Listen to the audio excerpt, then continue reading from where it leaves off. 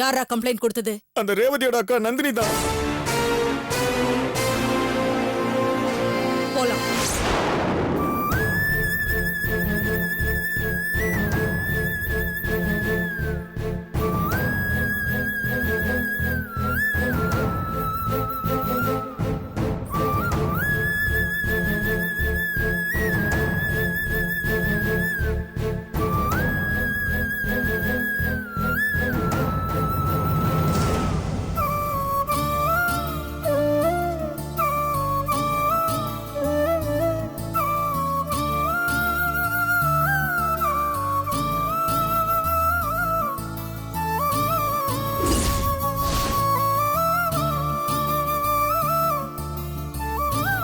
நந்தினி, என்னக்கா?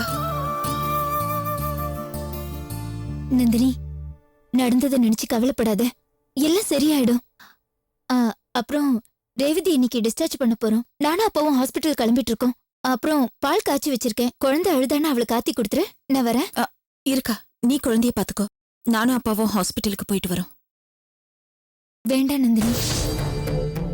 ஏ இல்ல இல்ல நந்தினி,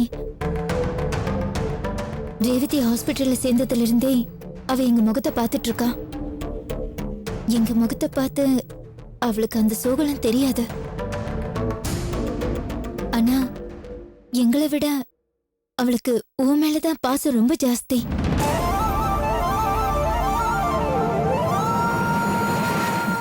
உன்னை பார்த்தா அவ எமோஷனலாக வாய்ப்பு இருக்கு. டிஸ்சார்ஜ் ஆகிற நேரத்துல இதெல்லாம் எதுக்கு? அவளை வீட்டுக்கு கூட்டிட்டு வரும்ல, அப்ப நீ பாத்துக்கோ.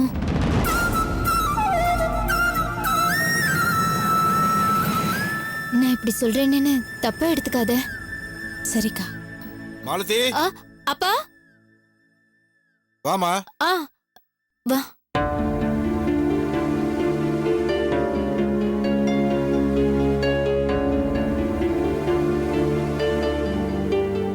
நந்தினி, நானும் மாலத்தியும் ஹாஸ்பிட்டல் வரைக்கும் போயிட்டு வந்துடுறோம். சரிங்கப்பா. வாமா. அப்பா, பணத்துக்கு என்ன பண்ணுவீங்க? எவ்வளவு ஆகும்? எவ்வளவு ஆகும்னு தெரியல. ஆபீஸ்ல ஒருத்தர் கொஞ்சம் பணம் கொடுத்துருக்காரு. வெளியில 2-3 பேர்கிட்ட கேட்டிருக்கேன். எப்படியும் கிடைச்சிடும்ன்ற நம்பிக்கை எனக்கு இருக்கு. ஆனா இவ்வளவு கஷ்டத்துலயும் ஒரே ஒரு ஆறுதல், அந்த ஆசிட் ஊத்துனவன போலீஸ்ல புடிச்சு கொடுத்து உள்ள தள்ளின பாரு, அதான். அவனோட விட்டுறக்கூடாதுப்பா. அவ யாரு என்னன்னு கேட்டு தெரிஞ்சு அவனை குடும்பத்தோட உள்ள தள்ளணும். அவனை எங்கேன்னு எப்படிமா கண்டுபிடிக்கிறது? கண்டுபிடிக்கிறேன்ப்பா, நிச்சயமா கண்டுபிடிப்பேன்.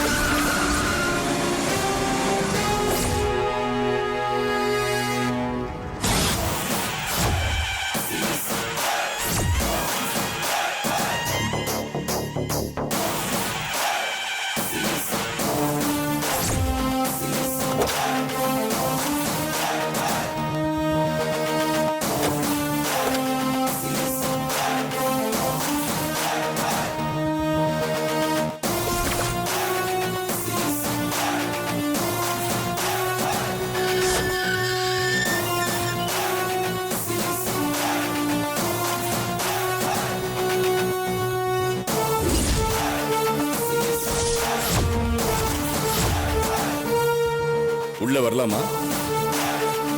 வாங்க வாங்க வாங்க மேடம், வாங்க வாங்க உட்காருங்க. மேடம் ஒரு நிமிஷம். என்ன அது சோஃபா இப்படி இருக்கு? இன்ஸ்டால்மெண்ட்ல வாங்கின சோஃபாவா?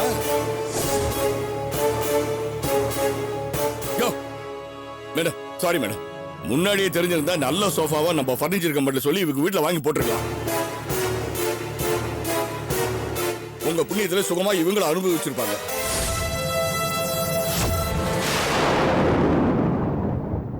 ஐயோ மேடம் ப்ளீஸ் உட்காருங்க மேடம். வக்கீல் சார், எதுக்கு அவங்க வறுமையை இப்படி அசிங்கப்படுத்துறீங்க? ஹலோ, நீங்க யாரு? என்கிட்டயே நீ இவ்ளோ போல்டா பேசுறியா? அப்போ கண்டிப்பா அது நீயாதான் இருக்கும். எது? ஆ? நந்தினிங்கிறது நீதானே? என் பேர் நந்தினிங்கிறது எனக்கு சின்ன வயசுலயே தெரியும்.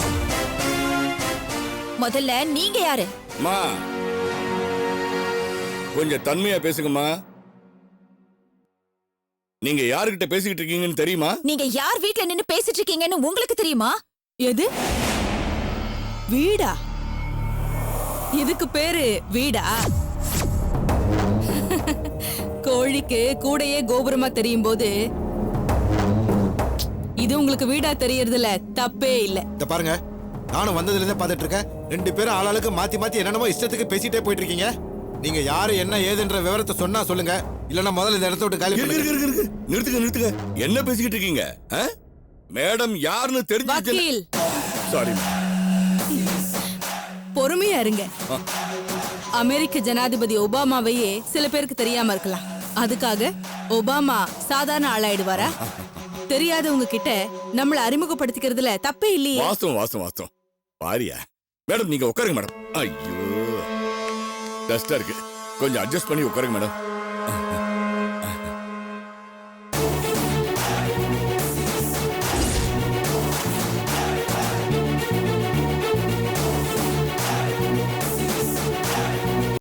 இங்க பாருங்க ரங்கநாதன்,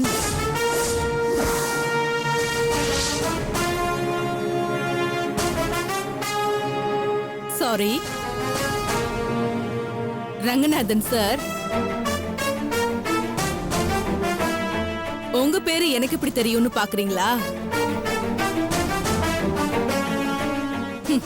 இந்த வீட்ல இருக்கிற ஒரே ஆம்பளை நீங்க தான்.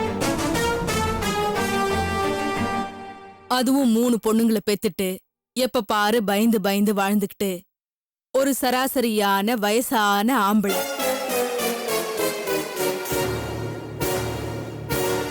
உங்களை ஏன் எடுத்து கூப்பிட்டு பேசுறது ஒன்னும் பெரிய விஷயம் இல்ல. ஆனா உங்க மேல பரிதாபப்பட்டு தான் நானே இங்க வந்துட்டேன்.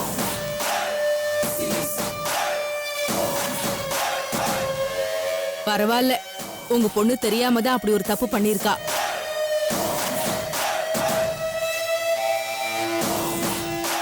அத நான் ஒன்னும் பெருசா எடுத்துக்கல, மன்னிச்சு விட்டுடுறேன். வந்து கேஸ வாபஸ் வாங்க சொல்லிடுங்க. ஒரு நிமிஷம், எதை வாபஸ் வாங்கணும்? முதல்ல நீங்க யாரு? இருக்கு. என்ன பேசுறீங்க நீங்க? நீங்க சீரியஸ்னஸே தெரியாம உள்ள புடிச்சு போட்டிருக்கீங்களே மகேஷ், அந்த மகேஷோட அக்கா மல்டி மில்லியனர் ரதி தேவி மேடம்.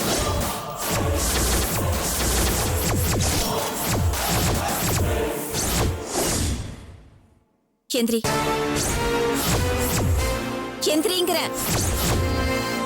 எந்திரடி.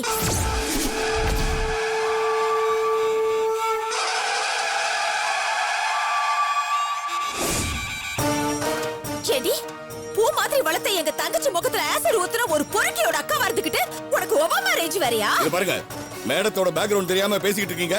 அவங்க கிட்ட இருக்கிற காசுக்கு இந்த உலகத்துல என்ன வேணாலும் வாங்குவாங்க. மரியாதை கேஸ வாபஸ் வாங்குங்க. நிறுத்தியா?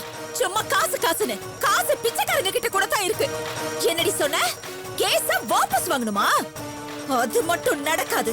உன் தம்பிய உள்ள தள்ளது மட்டும் இல்லாம உன்னையும் உன் குடும்பத்தையும் தெருவுல சந்தி சிரிக்க வச்சு சாம்பலாக்கணும்னு தான் இத்தனை நாளா நான் துடிச்சிட்டு இருந்தேன். இப்ப நீயே வந்து சிக்கிக்கிட்ட. உன்னையும் உள்ள அனுப்பாம எனக்கு தூக்கம் வராது. இத பார், இன்னைக்கு உனக்கு நேரம் நல்லா இருக்கு. அது கெட்ட நேரமா மாறதுக்குள்ள ஒழுங்கா இங்கிருந்து கிளம்பிடு. ஏய், நான் வயசானவனு நினைச்சுதானே இங்க தைரியமா சாதாரணமா நுழைஞ்சிட்ட. வயசானவனால அடிக்கதான் முடியாத தவிர காரி துப்ப முடியும், தெரியும்ல? இப்படிப்பட்ட ஒரு காரியத்தை செஞ்ச தம்பிய கொன்னுட்டேன்னு சொல்லாம அவனுக்காக சிபாரிசு பண்ணிக்கிட்டு கேஸ வாபஸ் வாங்கன்னு வந்து சொல்றீங்க, வெக்கம் இல்லாம. நீ எல்லாம் ஒரு பொம்பளையா? தூ. என்னையா சொன்ன? யார்கிட்ட? வேண்டாம், சாவடிச்சிருவேன். கொஞ்சம் ரிலாக்ஸ்டா இருக்கு. நீங்களா ரொம்ப எமோஷனலா இருக்கீங்க, அதனாலதான் கண்டதெல்லாம் பேசுறீங்க. நான் சொல்றத கொஞ்சம் பொறுமையா கேளுங்க. என்னையா பொறுமையா கேட்கணும்? அப்படி கேளுங்க. இப்போ மேடத்தோட தம்பி உங்க தங்கச்சி மேல ஆசிட் ஊத்தணும்னு ஊத்தலையே, சுகன்யா மேல தானே. அதுவும் சுகன்யா தன்னை ஏமாத்திருச்சோன்ற எமோஷன்ல தானே ஊத்துனாரு. அப்போ உங்க தங்கச்சி குறுக்க வந்தாங்கன்னா அதுக்கு அவர் எப்படிங்க பொறுப்பாவாரு?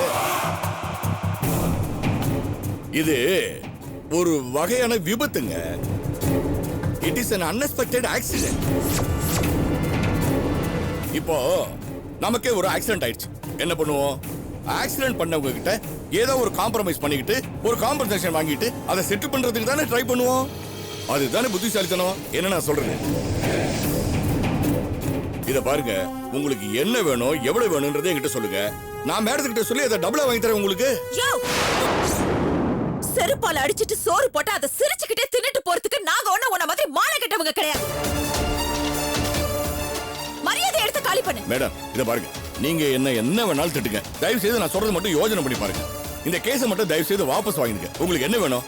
உங்க தங்கச்சியோட பிளாஸ்டிக் சர்ஜரி செலவை நான் மேடத்தை ஏத்துக்க சொல்றேன். அவங்களோட கல்யாண செலவையும் மேடத்தை ஏத்துக்க சொல்றேன். இதுக்கு மேல உங்களுக்கு ஏதாவது பணம் வேணா கூட நான் மேடத்துக்கு சொல்லி வாங்கி தரேன். இல்லைங்க நம்ம வக்கீல்.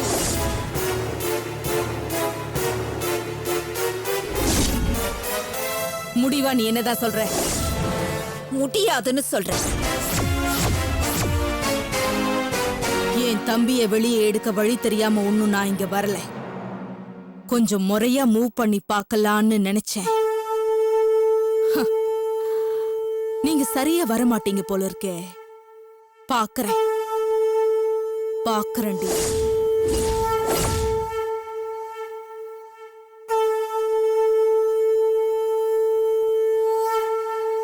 விட மாட்டேன். உன்னை பார்த்துக்க.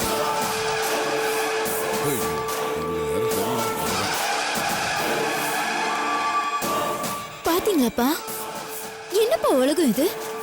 ஒரு பொண்ணு மேல பரிதாபப்படுறதுக்கு இன்னொரு பொண்ணு தயாரா இல்ல. எத்தனை காலம் ஆனாலும் பொம்பளைங்களுக்கு விதிச்ச சாபம் போகாதுப்பா.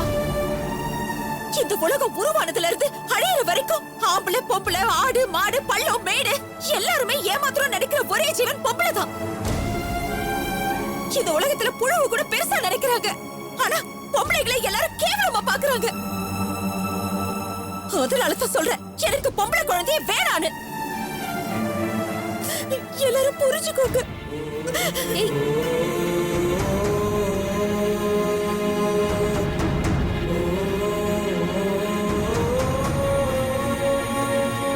அப்பா, என்னப்பா இது?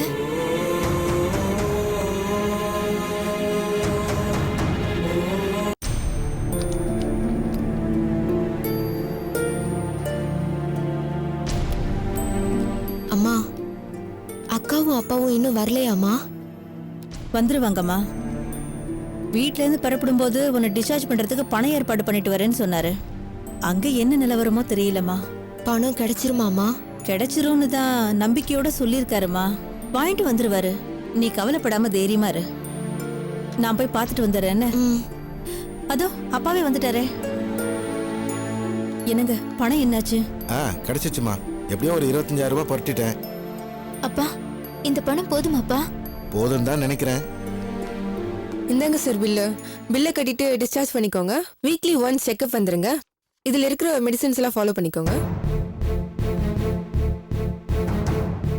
என்னமா அது 1,38,000 ரூபாய் பில்லு போட்டிருக்காங்க? இருக்கும்பா. நானும் இவ்வளவு வரும்னு எதிர்பார்த்துட்டு தான் இருந்தேன். நம்ம கிட்ட இருக்கிறது வெறும் 25,000 தானே. இதை வச்சுக்கிட்டு ரேவதியை எப்படி டிஸ்சார்ஜ் பண்ணி கூட்டிட்டு போறதுன்னு தெரியலையே. அதை பத்தி நீங்க ஏன் கவலைப்படுறீங்க? நான் தான் எல்லாத்தையும் பாத்துக்கிறேன்னு சொன்னேன்ல, விட்டுருங்க. இல்ல மாப்ள, இவ்வளவு பெரிய தொகைக்கு பில் வரும்னு நான் கொஞ்சம் கூட எதிர்பார்க்கவே இல்ல. அதான். ஆமா மாமா, ட்ரீட்மெண்ட் சாதாரண ட்ரீட்மெண்ட் இல்லல, எக்ஸ்பென்சிவான ட்ரீட்மெண்ட் தானே. நான் என்னால முடிஞ்ச அளவுக்கு ஒரு 25,000 ரூபாய் புரட்டிட்டேன். நீங்க அதை யார்கிட்ட வாங்கினீங்களோ முதல்ல திருப்பி கொடுங்க. எதுக்கு இந்த கடன் கடன்லாம்? மாப்ள, அப்புறம் பில்லு எப்படி? பில் எல்லாம் கட்டியாச்சு. இப்பதான் கவுண்டர்ல கட்டிட்டு ரெசிப்ட் வாங்கிட்டு வரேன். இல்ல மாப்ள, என்னால உங்களுக்கு எந்த சிரமமும் கிடையாது மாமா. நீங்க இன்னைக்கு இருக்கு கொடுக்குறேன், அவ்வளவுதான். அது மட்டும் இல்ல, செய்ய வேண்டிய கடமை எனக்கும் இருக்கு. என்ன கடமை இருக்குன்னு சொல்றீங்க மாப்ள? உங்களை விட்டுட்டு தனியா வந்து வீட்டுல உட்கார்ந்துருக்கா என் பொண்ணு. அவளை என்ன ஏதுன்னு கேட்டு தட்டி கேட்க கூட முடியாத நிலைமையில நாங்க இருக்கோம். அப்படி இருக்கும்போது நீங்க எப்படி இதுக்கு? நந்தினி பண்ண தப்புக்கு நீங்க என்ன பண்ணுவீங்க? ரெண்டாவது, அது ஒரு சாதாரண டெம்பரரி ப்ராப்ளம், சீக்கிரமா சரியாயிடும். அது வேற இது வேற, அதுக்கும் இதுக்கு முடிச்சு போடாதீங்க. அது இருந்தாலும் இல்லாட்டியும் இதை நான் செய்வேன். மாப்ள, ஒரு மக இருந்து செய்ய வேண்டிய காரியத்தை நீங்க செய்றீங்க. சரி, அப்படியே வச்சுக்கோங்களேன்.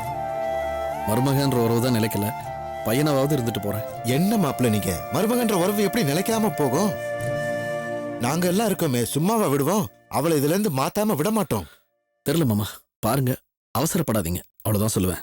மாப்பிள்ள, அப்புறம் ஒரு முக்கியமான விஷயம் சொல்லுங்க. இல்ல மாப்பிள்ள, நந்தினிக்கு ரதி தேவி பண்ற பிரச்சனையால ஒரு கோபம், உங்க மேல இன்னொரு பக்கம் கோபம். இதனால அவன் மனசுல இருக்கிற கோபம் எல்லாம் ஆத்திரமா மாறி குழந்தைய கலைக்கிற அளவுக்கு முடிவெடுத்துட்டாப்பா. நாங்களும் எவ்வளவோ சொல்லிட்டோம், கேட்க மாட்டேங்கிறா. ரொம்ப பிடிவாதமா இருக்கா. ஆமா மாப்பிள்ள, அவ சொன்னதை கேட்டு என் மனசு அப்படியே கொதிச்சு போச்சு. நான் உங்களை எல்லாம் ஒண்ணே ஒன்று மட்டும் கேட்டுக்கிறேன். ஒருவேளை நந்தினியும் நானும் சேர்ந்து வாழ முடியாத ஒரு சூழ்நிலை ஏற்பட்டாலும் நாங்க கொஞ்ச நாள் வாழ்ந்திருக்கோம். அந்த ஞாபகார்த்தமா அந்த குழந்தை எனக்கு வேணும். அதை மட்டும் எனக்கு காப்பாத்தி கொடுங்க ப்ளீஸ். நீங்க கவலைப்படாதீங்க மாப்பிள்ள, அவ யாரு குழந்தைய கலைக்கலான்னு முடிவு பண்றதுக்கு? நாங்களாம் எதுக்கு இருக்கோம்? நான் அதை எப்படி மாத்தி காட்டுறேன்னு பாருங்க. இல்ல மாமா, இதுல கோபப்பட்டோ டென்ஷன் ஆகியோ பிரயோஜனமே இல்லை. அவளுடைய கோபம் பிடிவாதம் இதெல்லாம் உங்களுக்கும் தெரியும், எனக்கும் தெரியும். நிதானமா தான் ஹேண்டில் பண்ணணும். அதெல்லாம் நான் பாத்துக்கிறேன் மாப்பிள்ள, நீங்க ஏன் வீணா கவலைப்படுறீங்க? சரி மாமா, நான் போய் கார் எடுத்துட்டு வரேன், நீங்க அவளை கூட்டிட்டு மாப்பிள, வாங்க. உங்களுக்கு ஆபீஸ்க்கு டைம் ஆச்சுன்னா நீங்க பரப்பிடுங்க, நாங்க இல்ல, பாத்துக்கலாம். நான் எப்படி நந்தினி கிட்ட பேசணும்? நான் வரேன் உங்க கூட. வாங்க மாப்பிள. மாலதி, ரேவதி அழைச்சிட்டு வாமா. நான் கார் எடுத்துட்டு போர்ட்டிகோல வெயிட் பண்றேன், நீங்க கூட்டிட்டு வாங்க. வாங்க. மாப்பிள்ள மட்டும் இல்லைன்னா நம்ம கதி என்ன ஆயிருக்கும் யோசனை பண்ணி பாரு. வாமா. நீ போ, நான் வரேன். வாமா, மெதுவா வாமா, வா.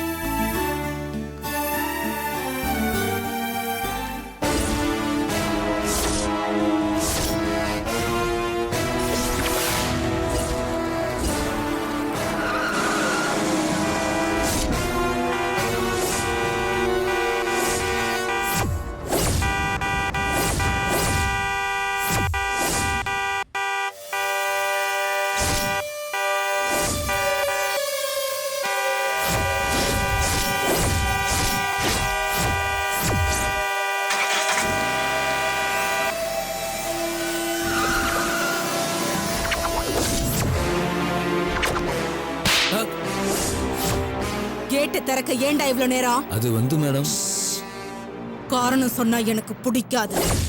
ஜாக்கிரதை, தொலைச்சிடுவேன், தொலைச்சு.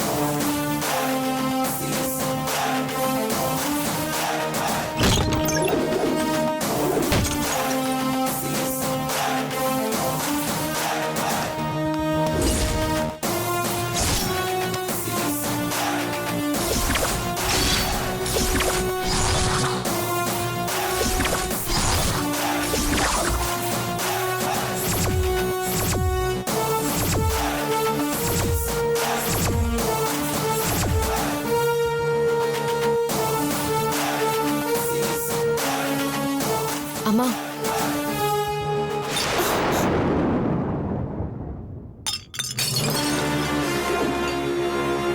நான் கேட்டனா? காஃபி உன்னை கேட்டனா? போகல.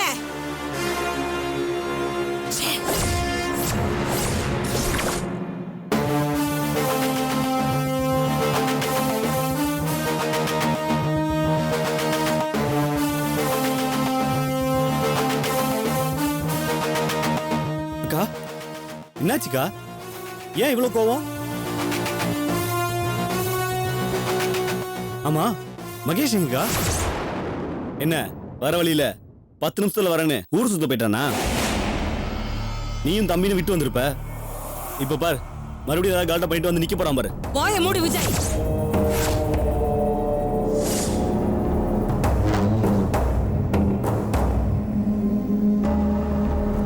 அக்கா, என்னாச்சுக்கா உனக்கு?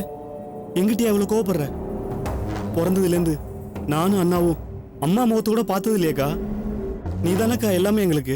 அம்மாவா, அப்பாவா, அக்காவா இருந்து பார்த்துக்கிட்ட.